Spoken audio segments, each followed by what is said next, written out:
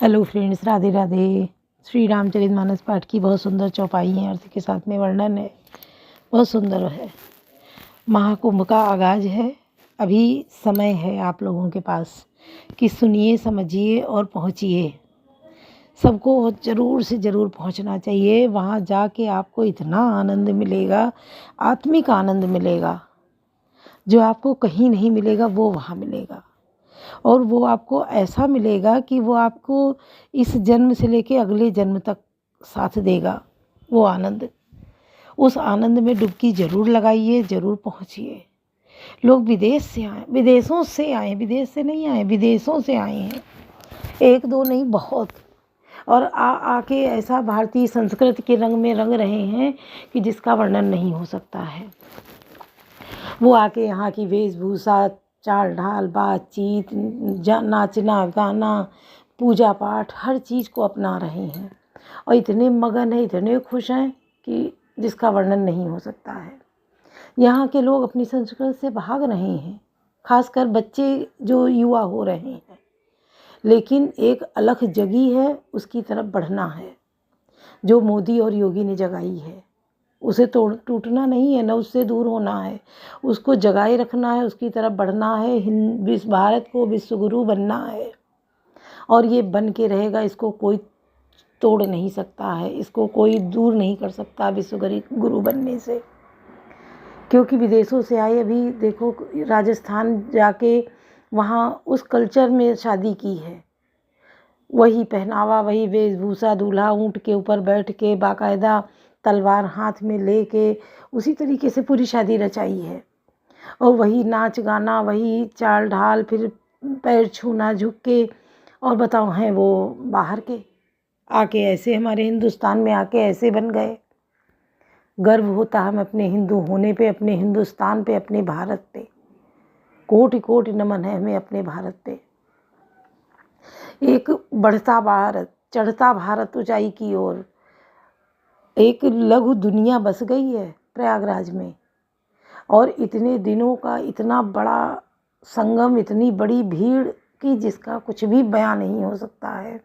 लोग वहाँ जाके ऐसे मगन हैं कि जैसे लग रहा पता नहीं कहाँ से हैं। कोई ना धक्का मुक्की है, ना कोई नोच घसोट है। इतनी साफ सफाई की व्यवस्था वहाँ है कि आप जाके तो देखिए, आंखें खोलिए। स्वच्छ भारत का जो अभियान चला है, ये इतनी बड़ी भीड़ में स्वच्छ भारत का अभियान कामयाब है। तो अगर इतनी बड़ी भीड़ में कामयाब है तो हमारे पूरे भारत में भी ये कामयाब होके रहेगा। स्वच्छ भारत एक मिसाल बन जाएगा, देखना एक दिन।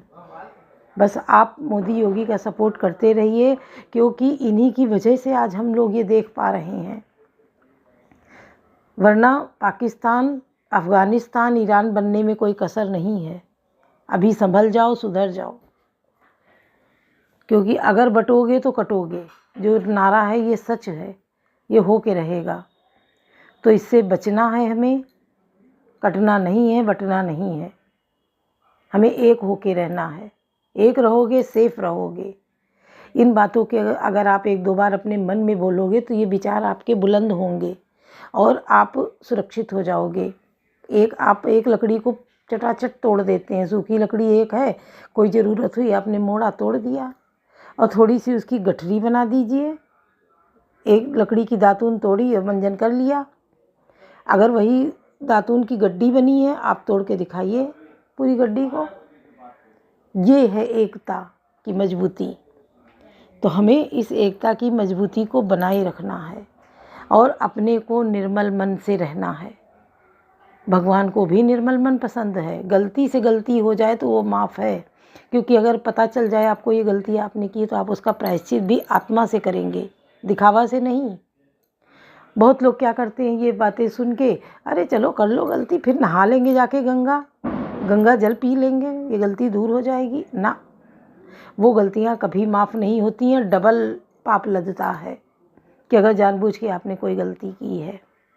तो हमें गलतियों से बचे रहना है। अपने बच्चों को ये सब बताना है, उनका भविष्य आपको संवारना है। वो आपके बच्चे हैं।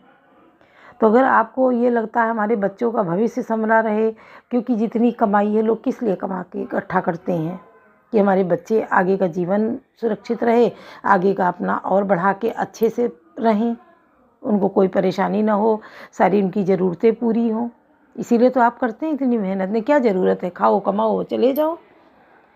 तो अगर आप ये जोड़ के रख जाते हैं, धन दौलत ज़मीन जायदाद जोड़ते हैं उन बच्चों के लिए, तो उन बच्चों को संस्कार भी खूब कूट कूट के भर दीजिए कि आपकी कमाई संपत्ति को वो बढ़ाएं, घटाएं नहीं, उसमें और बढ़ोतरी करें। जितना आपने कमाया है, कमा के इकट्ठा किया है, उसको वो बढ़ाएं और आगे बढ़ाएं, खा के ख़त्म ना करें। तो संस्कार इतने ज़्यादा ज़रूरी हैं कि अगर आप नमक रोटी खाएंगे तो भी वो बच्चे आपके साथ खुश रहेंगे, कोई ताना आपको नहीं देंगे, आपके नतमस्तक होके पैर छुएंगे, माँ बाप को भगवान का दर्जा देंगे। अगर आपने करोड़ों की संपत्ति जमा कर दी है, संस्कार नहीं दिए हैं, तो वही बच्चे आपको ही गाली देंगे, क्या किया मेरे लिए। पैसे तो हर कोई कमाता, पैसे इकट्ठा कर दिया, उसको क्या चाटें। अगर उनमें बुरी लतें लग गई हैं, कोई नशे की गोलियां खा रहा है, कोई दारू पी रहा है, कोई सिगरेट उनसे नहीं छूट रहा है, तो वो उल्टा अपने माँ बाप को गाली देते। कोई पढ़ा नहीं है, धन संपत्ति के उसमें आके, तो हमको मारा पीटा क्यों नहीं पढ़ाया हमको। इस तरीके की बातें होती हैं। तो अगर हमें इन बातों से सब बचना है, अपने बच्चों को बचाए रखना है, तो हमें अपने बच्चों में संस्कार कूट कूट के भरने होंगे।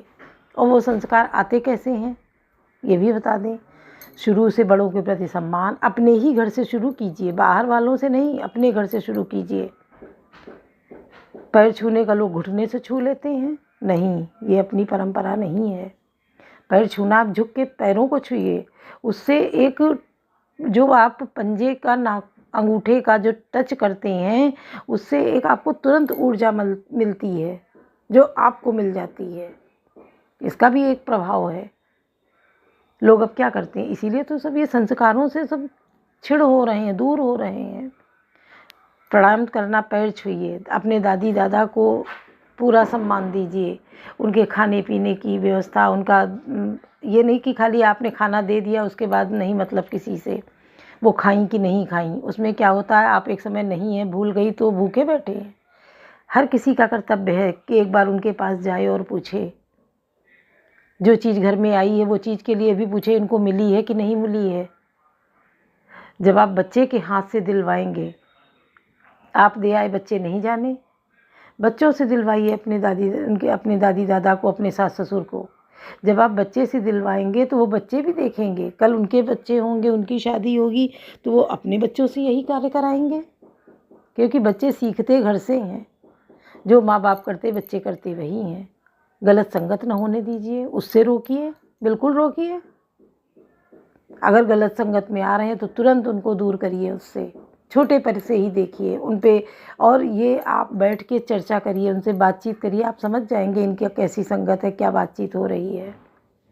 अभी आज ही एक हादसा हो गया, सुना, इतना दर्द लगा जिसको हम बयां नहीं कर सकते हैं।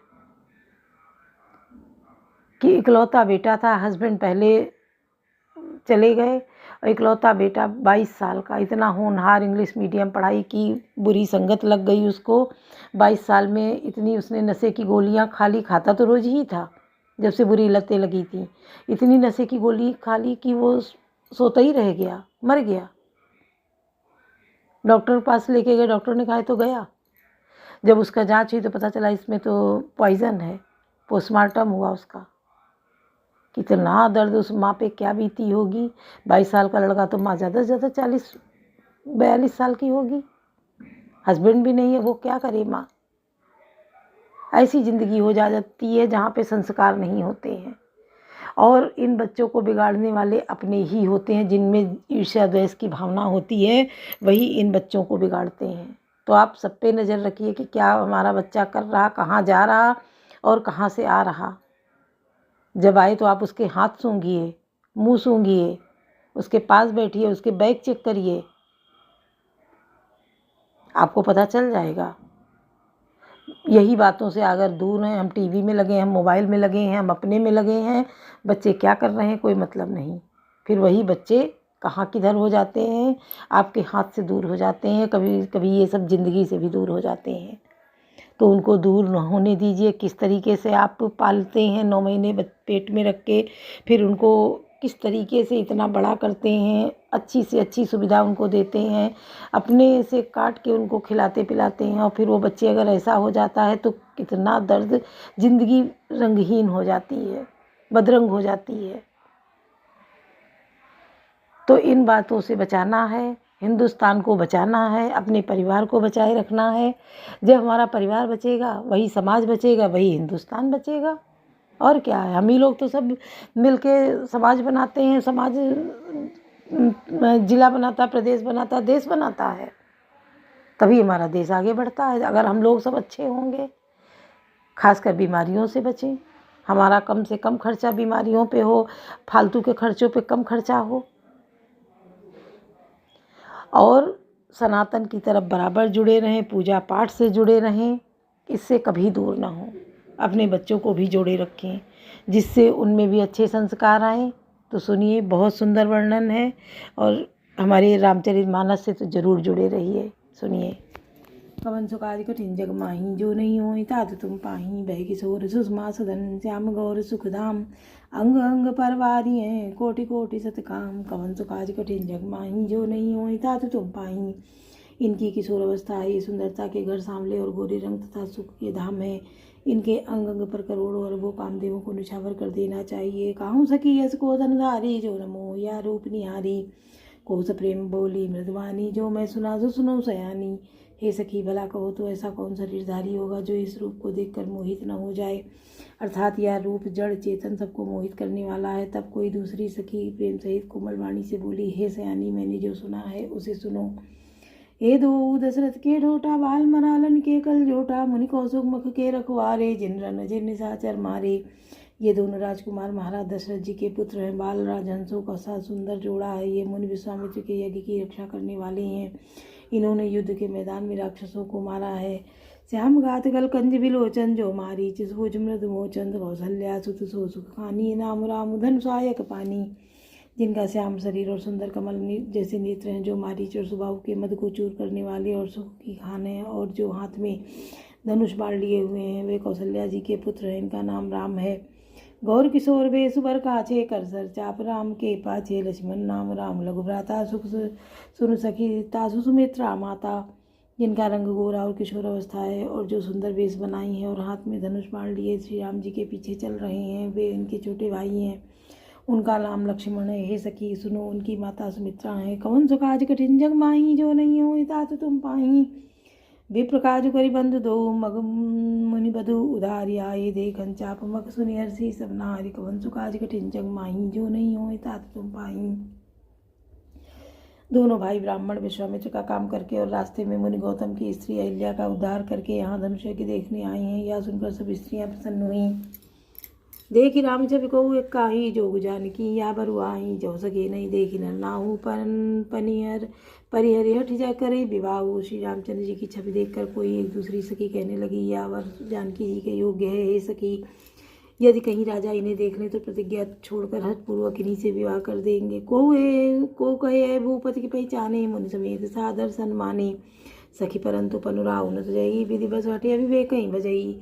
किसी ने कहा, राजा ने इन्हें पहचान लिया है और मुनि के सहित इनका आदरपूर्वक सम्मान किया है, परंतु ये सखी, राजा अपना प्रण नहीं छोड़ता। यह वह होनहार के वशीभूत होकर हठपूर्वक अविवेक का ही आश्रय लिए हुए हैं, पण पड़े रहने की मूर्खता नहीं छोड़ते हैं। को कहे जो भल आई विधाता, सबका सुनिए उचित फल दाता। तो जानकी मिले भरिए हु नाहिन आल यहाँ संदेहु। कोई कहती हैं, यह यदि विधाता भले हैं और सुना है कि वो सबको उचित फल देते हैं, तो जानकी जी को वही वर मिलेगा। हे सखी, इसमें संदेह नहीं है। जो विधि बस अस बने संजोगो, तो कृत कृत्य हो ही सब लोगो। सखी हमरे आरती अति ताते, कबहू या वहीं नाते। जो दयोग से ऐसा संयोग बन जाए तो हम सब लोग कृतार्थ हो जाएं। हे सखी, मेरे तो इतनी अधिक आतुरता हो रही है कि इसी नाते यहाँ तो कभी तो आवेंगे। कवन सुकाज कठिन जग माही, जो नहीं होई तात तुम पाही। नाही तो हम कहूँ सुनऊ सखी, इन कर दर्शन दूर। यह संकट तब होई जब पुण्य पुराकृत भूर। कवन सुकाज कठिन जग माही, जो नहीं होई तात तुम पाही। बोली, अपर नहीं तो विवाह न होगा। हे सखी सुनो, हमको इनके दर्शन दुर्लभ है। यह संयोग तभी हो सकता है जब हमारे जन्मों के बहुत पुण्य हो। बोली अपर कहो सखिनी का यही विवाह, अतीत सबही का को कहे शंकर चाप कठोरा, ये श्यामल मृदुगात कठोरा। दूसरी ने कहा, हे सखी तुमने बहुत अच्छा कहा, इस विवाह से सभी का परम हित है। किसी ने कहा, शंकर जी का धनुष कठोर है और सांवले राजकुमार कोमल शरीर के बालक हैं। सब असमंजस आय सयानी, या सुनिय पर काय मृदुबानी, सखीन का को उसका ही बड़ प्रभाव देखत लगवाई। हे सयानी, सब असमंजस ही है। यह सुनकर सब दूसरी सखी कोमल वाणी से कहने लगी, हे सखी, इनके संबंध में कोई ऐसा कहते हैं कि ये देखने में तो छोटे हैं पर इनका प्रभाव बहुत बड़ा है। परस जासु पद पंकज दूरी, तरी अहिल्याकृत अघबूरी, सो की रही इस बेनु से उतन धोरे, धनु तोरे, यह प्रतीति परिहरिय न भोरे। जिनके चरण कमलों की धूल का स्पर्श पाकर अहिल्या तर गई, जिनसे बड़ा भारी पाप किया था, वे क्या शिव जी का धनुष बिना तोड़े रहेंगे। इस विश्वास को भूल कर भी नहीं छोड़ना चाहिए। जय विरंच रच सी समारी, ते श्यामल बरु रचो विचारी, तासु वचन सुन सब हर्षानी, ऐसे हो कहाँ मृदवानी। जिस ब्रह्मा ने सीता को संवार कर बड़ी चतुराई से रचा है, उसी ने विचार कर सांवला वर भी रच रखा है। इसके ये वचन सुनकर सब हर्षित हुई और कोमल वाणी से कहने लगी, ऐसा ही हो कवन सुख आज कठिन जग माही, जो नहीं हो तातु तुम पाई। ही हर्षहि बरसहि सुमन, सुमुख सुलोचन वृंद, जाई जहाँ जहाँ वृंद दो, ता परमानंद। कवन सुख आज कठिन जग माही, जो नहीं हो तातु तुम पाही। सुंदर मुख और सुंदर नेत्रों वाली स्त्रियां समूह की समूह हृदय में हर्षित होकर फूल बरसा रही हैं। जहाँ जहाँ दोनों भाई जाते हैं वहाँ वहाँ परम आनंद छा जाता है। बोलो सियावर रामचंद्र की जय, पवन सुत हनुमान की जय, लाडले लखन लाल की जय।